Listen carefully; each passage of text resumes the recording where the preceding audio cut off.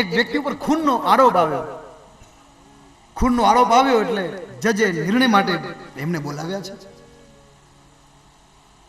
પણ એ દિવસે જેના ઉપર ખૂનનો આરોપ છે ને એ વ્યક્તિ ખૂન નથી કર્યું. એમને એ વ્યક્તિ ખૂન નથી, નિર્દોષ છે. જજને એના મુખાકૃતિ ઉપરથી લાગ્યું કે આ ખૂન કરેવો નથી, આને નહીં કર્યું હોય ખૂન. એટલે ફેંસલો મુલતવી રાખવામાં આવ્યો. જજે એ વ્યક્તિને ઘરે બોલાવ્યો કે દિલથી સાફ હૃદય રાખી, હૃદય છાતી ઉપર હાથ રાખી બોલજે, આ ખૂન તે કર્યું છે?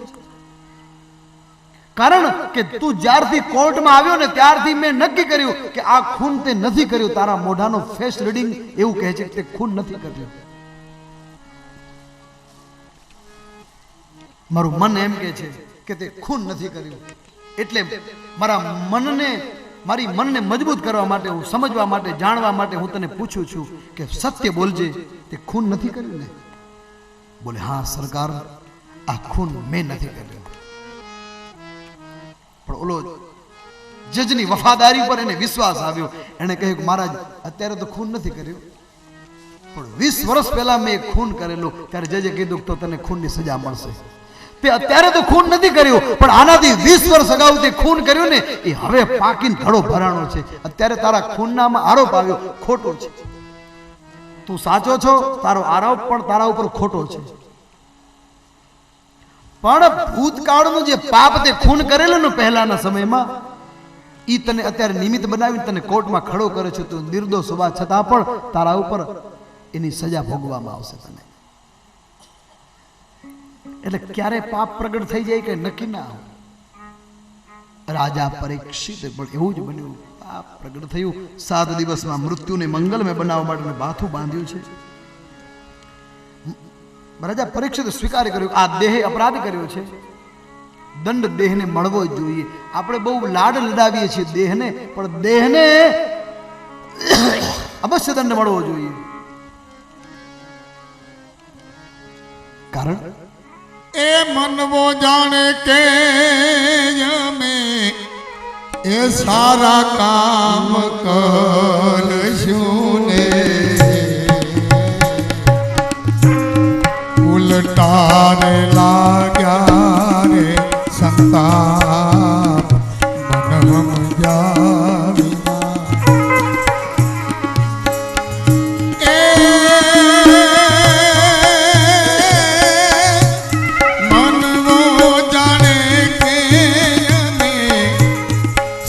કામ કરશું ને ઉલટારે લાગ્યા રે સંતાપ મન સમજાવ્યા.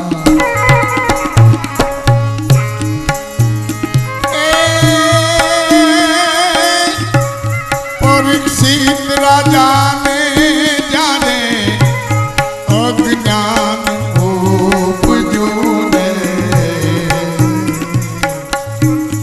ઋષિના ગળામાં નાખ્યો સાપ મન સમજાવ્યા.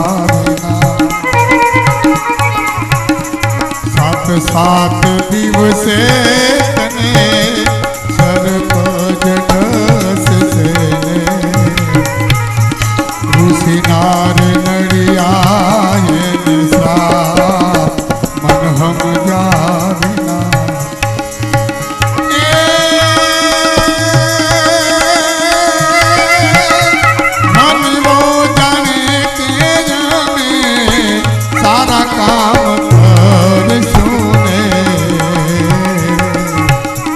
ઉલટારે લાગ્યા રે સંતાપ મન સમજાવ્યા.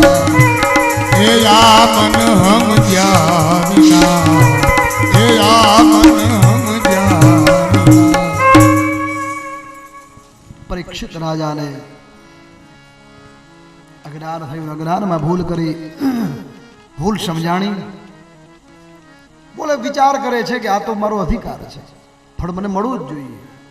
અને અંતે પરીક્ષિત રાજાએ શ્રાપને આશીર્વાદ માની મસ્તક ઉપર પધરાવ્યો. એ જ સમયે રાજા પરીક્ષિતે પોતાના સર્વ સ્નેહીજનો નગરજનોને બોલાવી, પોતાના પરિવારને બોલાવી, મૌન ધારણ કરી, સર્વ એષણા વસ્તુઓનો ત્યાગ કરી, આનું નામ વૈરાગ્ય. બસ આવતાની ખબર પડતાની સાથે જ સર્વ સંપત્તિનો ત્યાગ કરી રાજા પરીક્ષિત અનશન વ્રત ધારણ કરી ગંગા કિનારે પહોંચ્યા છે. મોટા મોટા ઋષિઓ આવ્યા છે. જન્મે જે રાજાને રાજગાદી સોંપડી, મંત્રીઓને સૂચનાઓ આપી, હવે આવડો નાનકડો દીકરો ધંધો સંભાળશે કે રાજ્ય ભોગ, એ કાંઈ ચિંતા ન કરી, બસ પોતાનું સત્કર્મનું ભાથું બાંધવા પરીક્ષિત મહારાજ નીકળી પડ્યા છે. અત્રિ, વશિષ્ઠ, ચ્યવન, શરદવાન, અરિષ્ટ, ભૃગુ, અંગિરા, પરાશર, વિશ્વામિત્ર, પરશુરામ આદિ બધા જ ઋષિઓ આવ્યા છે. નારદજી, દેવર્ષિ, બ્રહ્મર્ષિઓ, સર્વ રાજાઓ ગંગા કિનારે બધા જ એકત્રિત થયા છે.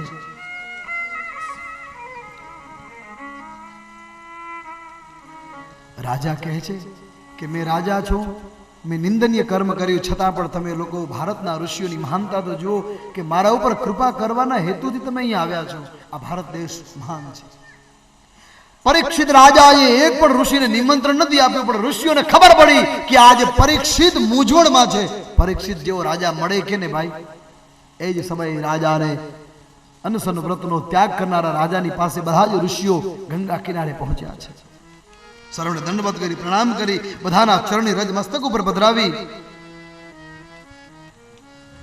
રાજાએ બધાને વિનંતી કરી, ભાઈ મારું આયુષ્ય 7 દિવસનું છે, મૃત્યુને કઈ રીતે મંગલમય બનાવવું એ વિશે તમે મને યોગ્ય માર્ગ બતાવો.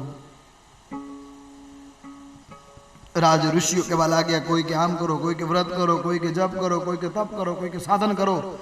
પણ એક ઋષિઓનો મત એક ન થયો. એટલે ઋષિઓ કીધું કે હે રાજન, જ્યાં સુધી મોક્ષ તમને નહીં મળે ત્યાં સુધી અમે આપણી સાથે અહીંયા જ બેઠા છીએ. રાજા સર્વ ઋષિઓ હાથ જોડી પ્રાર્થના કરવા લાગ્યા છે. પણ ઋષિઓનો મત એક ન થયો. એ જ સમયે તત્રા ભવન ભગવાન વ્યાસપુત્ર યદ્રચ્છયા ગામન ભોનપેક્ષ્ય અલક્ષ્ય લિંગો નિજલાભતુષ્ટો વ્રતાશ્ચ બાલૈર અવધૂત વેશ. પૃથ્વી પર વિચારતા નિજ લાભથી સંતુષ્ટ, અપેક્ષા રહિત વ્યાસજીના પરમ કૃપા પાત્ર પુત્ર સુખદેવજીનું ત્યાં આગમન થયું. બોલો સુખદેવજી મહારાજ કી જય. અલક્ષ્ય લિંગો, અવધૂત વેશ છે, મૃગચર્મ બગલમાં લગાવેલું છે, મસ્તક ઉપર સુંદર મજાનો ભાલ તિલક ત્રિપુંડ શોભે છે, 16 વર્ષની ઉંમર છે, આંખ દિગંબર નગ્ન ધારણ કરેલું છે, સુંદર હાસ્ય કટાક્ષ. સુખદેવજીને આવતા જોઈ તમામ ઋષિઓ ઉભા થયા છે. પરીક્ષિત રાજા પણ ઉભા થયા. બધાએ એકબીજાને અભિવાદન કર્યા, પ્રણામ કર્યા. પરીક્ષિત રાજાએ દંડવત પ્રણામ કર્યા. સુખદેવજી બેઠા છે, આસન બિછાવ્યું. પરીક્ષિતે પહેલો પ્રશ્ન કર્યો, મહારાજ મારા મનમાં એક સંશય છે, જો આપની અનુકૂળતા આજ્ઞા હોય તો હું આપને પૂછું. પરીક્ષિત રાજાએ સુખદેવજીને જે પ્રશ્ન પૂછ્યો એ પ્રશ્ન આપણે યાદ રાખવા જેવો છે. પરીક્ષિતે પૂછ્યું, મહારાજ મનુષ્યનું મૃત્યુ નજીક આવ્યું હોય ત્યારે શું કરવું જોઈએ? આપણે બધાને એક દિવસ તો આવવાનું છે ને, કે આપણે અમર પટો લખાવીને આવ્યા? બસ આ પ્રશ્ન આપણો હોવો જોઈએ એવું માની, હે મહારાજ મનુષ્યનું મૃત્યુ નજીક આવ્યું હોય ત્યારે મનુષ્ય શું કરવું જોઈએ? મોક્ષના સાધન માટે કયું કૃત્ય કરવું જોઈએ? કોઈ કે વ્રત, કોઈ કે જપ, કોઈ સાધના, ક્રિયા, દાન વગેરે વગેરે. સુખદેવજી કહેવા લાગ્યા છે કે રાજન, સુખદેવજી પહેલી જ વાણી કરી છે, વરિયાને સતે પ્રશ્ન કૃતો લોકહિતમ નૃપ આત્મવિદ સંમતામ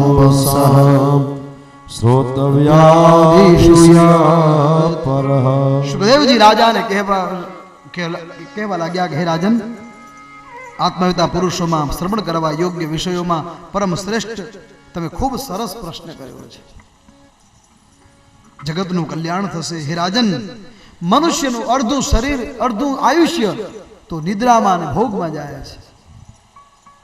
આહાર નિદ્રા ભયમૈથુનંચ સામાન્યમે તત્ પશુભીર્નરાણામ ધર્મો હિ તેષામ અધિકો વિવેકો ધર્મેણ હીન પશુભિઃ સમાન. નિદ્રયા હિયતે નક્તમ વ્યવાયેન ચ વાવયઃ દિવાચાર્તા હૈરાજન કુટુંબ ભરણેન વા. મનુષ્યનું આયુષ્ય વધારે શેમાં તો કે આહાર ભોજન કરવામાં, નિદ્રા કરવામાં અને પછી બધેલું સંસારના સુખ ભોગવમાં જાય. સવારથી ઉઠે ત્યારથી હાય હોય બળતરા કરતો માણસ જાય ધંધેથી, રાત્રે 12 વાગે આવે, ખાઈને સુઈ જાય, ભક્તિ કરી જ નહીં. આપણું જીવન મનુષ્ય 2 ઘડી ભગવાનનું નામ નથી લઈ શકતો એ જીવનમાં પરમાત્માને પ્રાપ્ત કરવાની કઈ ક્રિયાઓ કરી શકશે આગળ? મનુષ્ય ઘણા બધા પોતાના વડીલોને, કેટલાને નાના ને મોટાને મૃત્યુ થતા જોયા છે. સૌથી મોટું આશ્ચર્ય એ થાય કે માણસ કોઈ ગુજરી જાય ને, લોકો સ્મશાન યાત્રામાં જાય, સ્મશાન યાત્રામાં જઈને પછી વિચાર કરે કે ઓહો લે આ પાણીના પરપોટાને જેમ ફટાક્યો આનો ફૂટી ગયો, આપણે એક દી તો આ માર્ગે જવાનું છે, હવે આમાં કેદી આપણી ટિકિટ ભાવે કાંઈ નક્કી નહીં, હવે બધું જ આપણે છોડી દેવું, ધીરે ધીરે પ્રભુનું નામ લેવું છે. એ સ્મશાન યાત્રાથી સીધો નાઈન ઘરે જાય, વરી પાછી કાપા કોપી ચાલુ થઈ જાય. કથા મંડપમાં આવે એમ થાય કે બસ આ 7 દીમાં મહારાજ જે બોલ્યા એમાં અડધો અધ પાડવું છે, આપણે ઘરેથી લઈને માળા કરવી, વ્રત કરવું, પૂજા કરવી વગેરે વગેરે. પણ એ માયલો આપણાથી થઈ નથી શકતું.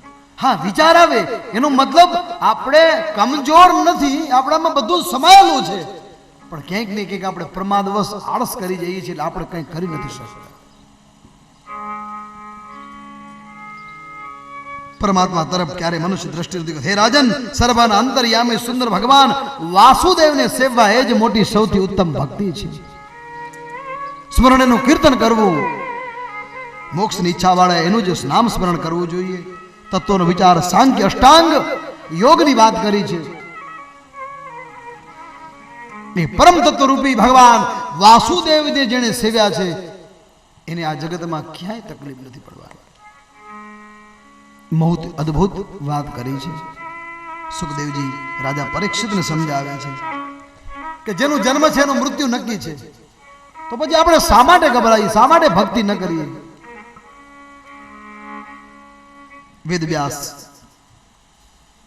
પાસે આ ભાગવતનું અધ્યયન કર્યું, નિર્ગુણ બ્રહ્મમાં લીન હોવા છતાં પણ મેં સગુણની ઉપાસના કરી. હવે પરીક્ષિતે બહુ લાખ રૂપિયાની વાત કરી છે, બહુ સમજવા જેવી છે, આપણા જીવનમાં ઉતારવા જેવી છે. પરીક્ષિતે પ્રશ્ન પૂછ્યો કે મૃત્યુ નજીક આવી હોય તો શું કરવું જોઈએ? એટલે સુખદેવજી કીધું કે ભગવાનની સેવા, ભગવાનનો જપ કરવો જોઈએ, પ્રભુને સેવવા જોઈએ.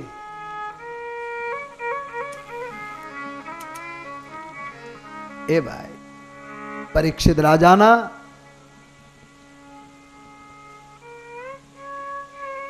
મનને શાંત કરવા માટે સુખદેવજી એક દ્રષ્ટાંત આપ્યું છે. ખડવાંગ નામ રાજર્ષિ જ્ઞાત્વા યત્તામિહાયુષા મુહૂર્તાत् સર્વમસૃજ્ય ગતવાન ભયમ. સુખદેવજીએ ભાગવતમાંથી એક દ્રષ્ટાંત આપ્યું કે હે રાજન પરીક્ષિત, તું તો 7 દિવસ છે ને 7 દિવસમાં કઈ રીતે મૃત્યુને મંગલમય કરવું એવું પૂછે છે. સાંભળ, હું તને ખટવાંગ રાજાની વાત કરું. ખટવાંગ નામે એક રાજા હતો. ખટવાંગ નામ રાજર્ષિ. એ ખટવાંગ નામનો રાજા એટલો બધો જ્ઞાની ને બળવાન હતો કે એક સમય ઇન્દ્રની જરૂર પડી યુદ્ધ માટે. એટલે ઇન્દ્રે ખટવાંગ રાજાને બોલાવ્યો અને સેંકડો હજારો વર્ષ સુધી ખટવાંગ રાજાએ ઇન્દ્રની પક્ષમાં રહીને યુદ્ધ કર્યું, ઇન્દ્રને જીતાડ્યો, ઇન્દ્ર વિજયી બન્યો. ઇન્દ્ર વિજયી બનતાની સાથે ખટવાંગ રાજાને પૂછ્યું કે રાજન, તમે હજારો વર્ષ સુધી મારી સાથે લડાઈમાં યુદ્ધ કર્યું, મને જીતાડવામાં આજ દિવસ સુધી મેં તમારી પૂછા ન કરી, બોલો શું જોઈએ તમે માંગી લો. ખટવાંગ રાજા ઇન્દ્રને કહે છે કે હે રાજન, તારા યુદ્ધમાં તને વિજય અપાવ્યો એ જ મારું મોટી બક્ષિસ, હવે મારે કાંઈ નથી જોતું. ઇન્દ્રની મનમાં એક કચવાટ રહી જતી હતી. ઇન્દ્રે કહ્યું, નહીં પ્રભુ, કંઈક તો માંગી લો, થોડું તો. આટલા વર્ષ સુધી તમે આ બધી આવ્યા, યુદ્ધમાં સાથ આપ્યો તમે. ઇન્દ્રે બહુ આગ્રહ કર્યો ને એટલે ખટવાંગ રાજાએ પૂછ્યું કે ઇન્દ્ર એક કામ કર, તારે મને આપવું છે ને, એક તપાસ કરાવ, મારું આયુષ્ય કેટલું, હું માંગી લઉં, જો જીવતો ન રહું તો એના કરતા તપાસ કર, મારું આયુષ્ય કેટલું છે. ઇન્દ્ર રાજાએ યમરાજના દૂત યમદૂતોને આજ્ઞા કરી. તરત ભાઈ ઇન્દ્રની આજ્ઞા છે, ભલે ઈટાણે આવી બધી કોમ્પ્યુટર સિસ્ટમ નથી, બટન દબાય ફેરવું, એક ચાપ દબલો બધું સામે આવી જાય, પણ એ સમયે પણ ઇન્દ્રે તાબડતોબ જવાબ માંગ્યો ધર્મરાજા પાસે. ખટવાંગ નામના રાજાનું આયુષ્ય કેટલું છે? અને ઇન્દ્રની આજ્ઞા થતા ચિત્રગુપ્તના ચોપડા ફેદાવા લાગ્યા અને અંતે ચિત્રગુપ્તનું એક ખાતું નીકળ્યું. ખાતામાંથી સરવાળો અને કેલ્સી કરતા કરતા ખટવાંગ રાજાનું આયુષ્ય નીકળ્યું માત્ર 2 ઘડીનું. યમના દૂતોએ ઇન્દ્રને સમાચાર મોકલાવ્યા. ઇન્દ્રે ખટવાંગ રાજાને કહ્યું, હે રાજન, તમે આયુષ્યનું પૂછાવ્યું ને, દુઃખ સાથે કહેવું પડે છે કે તમારું આયુષ્ય માત્ર 2 ઘડીનું છે. ખટવાંગ રાજાએ રાજીપેથી કીધું કે ઓહો, 2 ઘડી તો કાફી થઈ ગઈ. એ જ સમયે ઇન્દ્રના સ્વર્ગમાંથી ઉતરી ખટવાંગ રાજા નીચે આવ્યો. નીચે પોતાની જન્મભૂમિમાં આવી આંખ બંધ કરી 2 ઘડી પ્રભુનું સ્મરણ કર્યું, મૃત્યુ આવ્યું, એને સ્વર્ગ મળ્યો. સુખદેવજીએ પરીક્ષિતને કહ્યું કે રાજન, જો ખટવાંગ નામનો રાજા 2 ઘડીમાં મૃત્યુને મંગલમય બનાવી શકતો હોય તો તારી પાસે તો રાજન 7 દિવસ છે, તો 7 દિવસમાં હું તને અવશ્ય મુક્તિ અપાવીશ, તો નિશ્ચિંત રહે. શિરને સ્વભાવ એવો, સદગુરુ, આપણો સદગુરુ મજબૂત હોય ને, કોઈની પરવા ન કરવી જોઈએ. બહુ અદભુત વાત કરી છે. ખટવાંગ રાજાના કર્મભૂમિમાં ભરતખંડમાં આવી હરિનો આશ્રય કર્યો. એ ભાઈ, હરિનો આશ્રય કરવાથી હંમેશા મુક્તિ મળે છે. આજ રાજા ખટવાંગના ઉદાહરણમાંથી વાત લઈ 2 જ ઘડીમાં 7 દિવસની અવધિ રાજા માટે ઘણી કહેવાય કે જો 2 ઘડીમાં મૃત્યુને મંગલમય બનતું હોય તો આપણી પાસે હવે આ તો પરીક્ષિતના 7 દિવસ થયા. આપણે પણ 7 દિવસમાં ક્યારે ટિકિટ આવી નક્કી નહીં કાંઈ. 7 દિવસ ભાઈ, આ અઠવાડિયાના દિવસો 7 જ છે ને, કેવાય અઠવાડિયું, પણ તમે દિવસો ગણો તો કેટલા થાય? સોમ, મંગળ, બુધ, ગુરુ, શુક્ર, શનિ, રવિ છે. 8મો નીકળ્યો કે નહીં કોઈ? વળી પાછો સોમ. તો આ સોમથી લઈને રવિ સુધીમાં આપણે પણ એકાદો દિવસ આવી રીતે આ જવાનું છે. માટે પરીક્ષિત રાજાએ જેમ પોતાના મનખા દઈને સુધારવા માટે જે કંઈ કર્યું, આ કથા એ જ આપણને સમજાવે કે આપણે પણ સમય મળ્યો કંઈક કરી લેવું જોઈએ.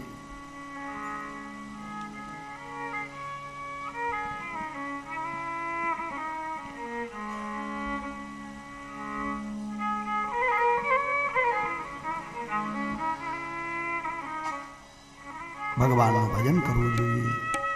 કારણ એ જ સૃષ્ટિ, એ જ મનુષ્ય યોનિનો અંત સાર એ છે. જપત દ્વારા, કીર્તન દ્વારા કળિયુગમાં બચી શકાય છે. મનુષ્ય અનંત કાળ આવે ત્યારે મરવાના ભયનો ત્યાગ કરી અસંગ શરીર દ્વારા દેહ સંબંધી સ્ત્રી, પુત્ર આદિ એષણાઓને ત્યાગ, મૃત્યુ નજીક આવ્યું હોય ને ત્યારે સૌથી પહેલું મૃત્યુના ભયને છોડી દેવો જોઈએ. મૃત્યુનો ભય છોડી દેવો જોઈએ. હું મરી જઈશ ભાઈ, એક વખત અમે મરવાનું છે, શા માટે ડરીએ, ગભરાઈએ? મૃત્યુના ભયથી બચવું જોઈએ. ઐષણા, ઐશ્વર્ય આદિ વિષયોને ત્યાગ કરવો જોઈએ અને ઇન્દ્રિયોમાંથી ધીરે ધીરે વિષયોમાંથી મુક્ત થવું. ઇન્દ્રિયોથી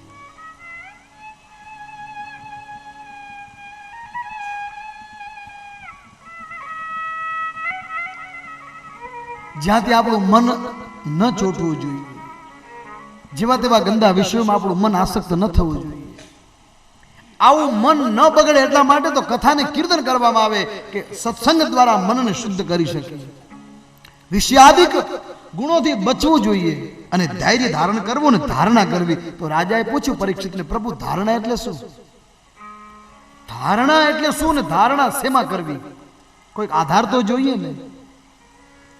જીતાસનો જીત શ્વાસો जितसंगो जितेन्द्रियः યઃ સ્થૂળ